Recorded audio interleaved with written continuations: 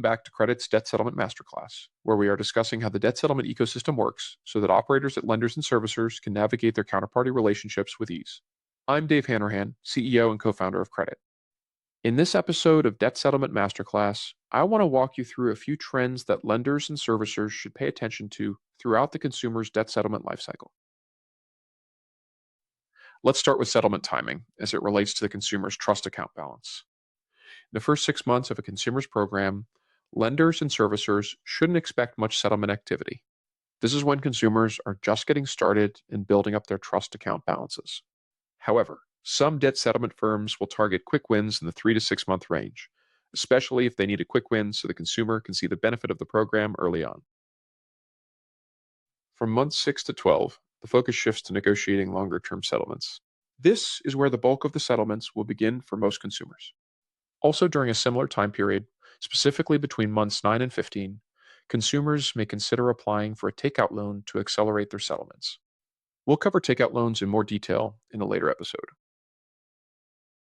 Between months 15 and 24, as the consumer's trust account balance peaks, some debt settlement firms may try to sell the consumer other products, like ID theft protection.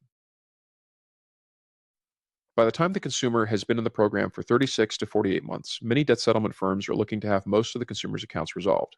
This means the consumer has graduated from their program, and they may now qualify for other financial products, like personal loans or even a mortgage. As you can see, the consumer's settlement speed largely depends on their trust account balance.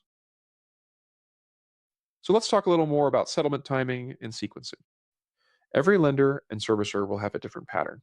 Typically, most will see high settlement activity clustered between 6 and 24 months if the consumer's progress isn't derailed by litigation.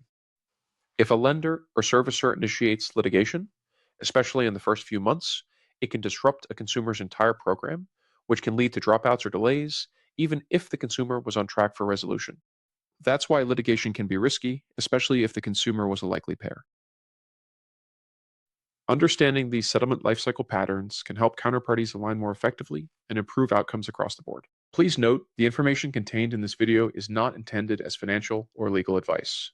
For this video specifically, please be aware that the trends and data are meant to be emblematic and do not represent actual results. Thanks for joining this episode of Kredit's Debt Settlement Masterclass.